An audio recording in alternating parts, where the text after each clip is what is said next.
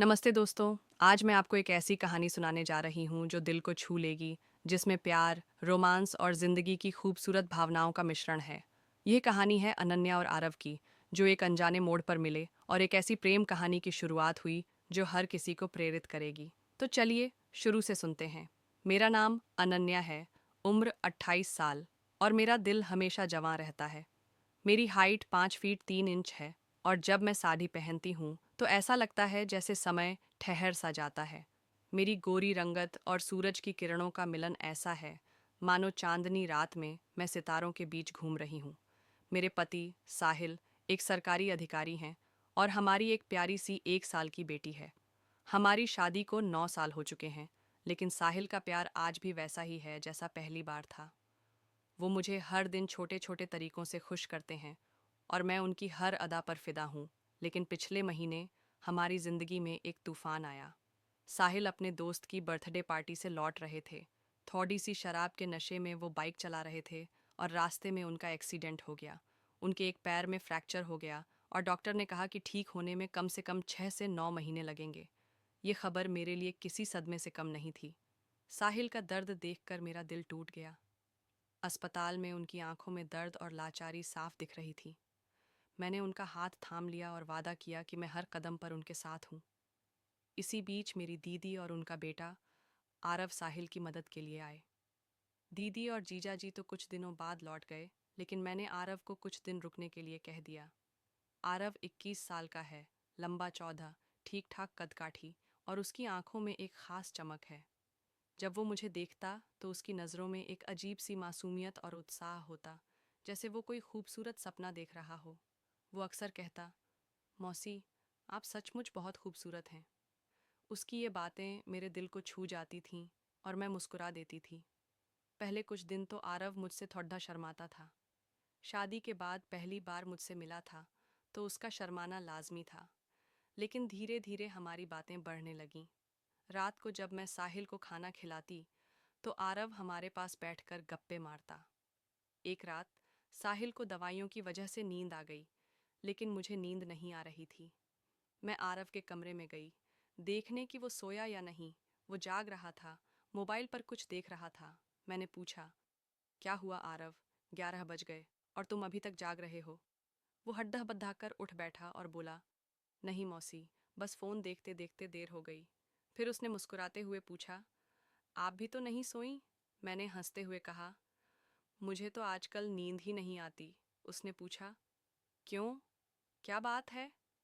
मैंने मजाक में कहा, अरे, ये बातें तुझे शादी के बाद समझ आएंगी। मेरी बात सुनकर वो शर्मा गया, और मैंने उसका मूड हल्का करने के लिए पूछ लिया, बता, कोई गर्लफ्रेंड है या नहीं? वो और शर्मा गया, लेकिन बोला, हाँ, थी एक, पर उसने दोस्ती तोड़ डच दी। मैंने हंसते हुए कहा, अच्छा, तो तू इतना भोला है कि उसे छुआ तक नहीं? चल, कोई बात नहीं, अब तू मेरे पास है, मैं तुझे सब सिखा दूंगी। उस रात हम देर तक बातें करते रहे, और मैं उसके कमरे में ही सो गई। सुबह जब आंख खुली तो आरव मुझे निहार रहा था। मैंने पूछा, क्या देख रहा है? वो बोला, मौसी, आप सच में बहुत खूबसूरत हैं। मैंने हंसकर कहा, रात को तो शर्मा रहा था, और अब सुबह सुबह तारीफें।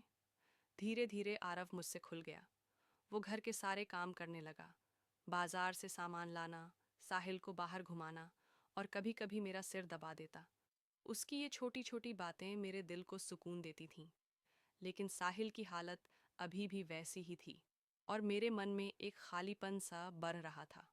मैंने सोचा, क्यों न आरव के साथ थोड़ा और समय बिताऊं। वो मेरे भतीजे की तरह था, लेकिन उसकी मासूमियत और मेरी तरफ उसका प्यार भरा नज़रिया मुझे कहीं न कहीं आकर्षित कर रहा था।